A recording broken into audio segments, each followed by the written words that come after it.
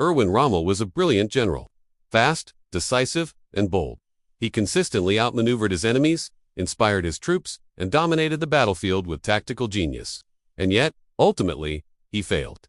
Not because he lacked courage or intelligence, but because he fundamentally misunderstood the larger system he was operating within. If Rommel were alive today, speaking to a new manager, his lesson wouldn't be about aggression or tactical prowess. It would be a stark warning, a warning about the seduction of personal competence.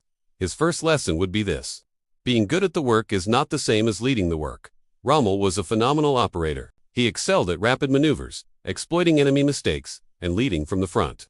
But he struggled when leadership required things like coordinating across different organizations, showing patience with logistics, or navigating political landscapes. This is a classic trap for new managers. Your technical strength is likely what got you promoted, but it will not be enough to keep you effective. Many new leaders fail right here. They try to outwork everyone on their team. They insist on fixing every problem personally. Inevitably, they become the bottleneck, the single point of failure.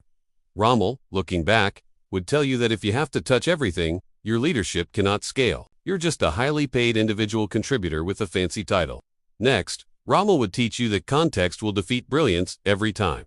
He famously ignored logistics. Not because he was careless, but because he truly believed that momentum and sheer willpower could overcome any constraint. He was wrong. His celebrated advances consistently ground to a halt because his forces ran out of fuel, spare parts, and ammunition. The lesson for a new manager is that you don't lead in a vacuum. You lead inside complex systems.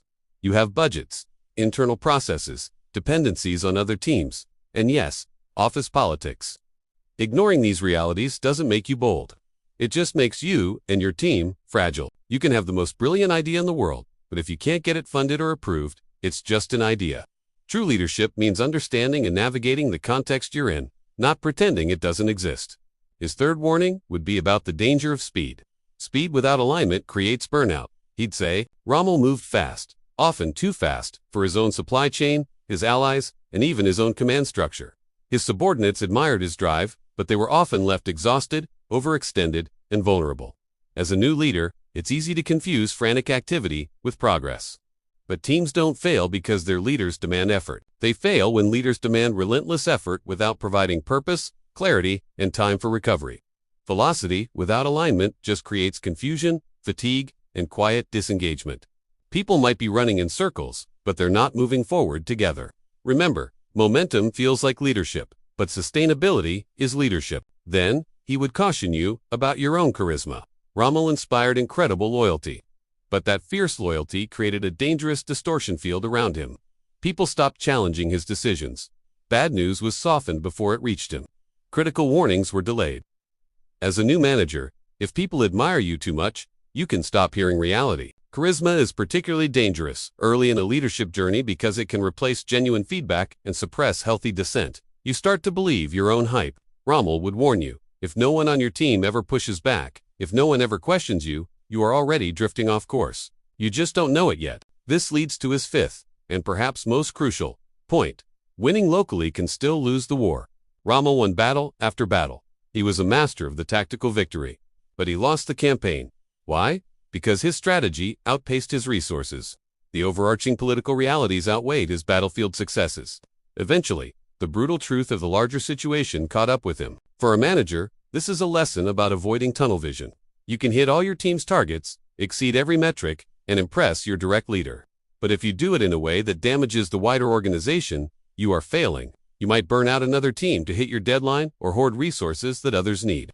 Leadership isn't about winning in your own lane. It's about contributing to the success of the entire system. Finally, Rommel would teach you the most difficult lesson of all: know when to stop pushing. He believed that relentless, unceasing pressure would eventually break the enemy. And sometimes, it does, but other times, it just breaks your own force. As a leader, persistence without reassessment isn't grit.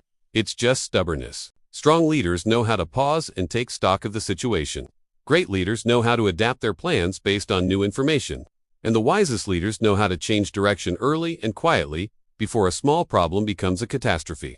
The ability to stop, pivot, and admit a course correction is needed is a sign of weakness.